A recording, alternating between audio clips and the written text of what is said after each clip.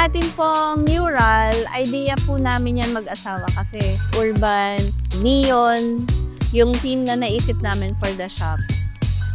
So naisip namin, alagyan natin ng mga murals. Tapos kung ano yung mga ideas, tsaka yung mga nangyari within the journey namin. Katulad ng bukyo, Epak, si Bacon.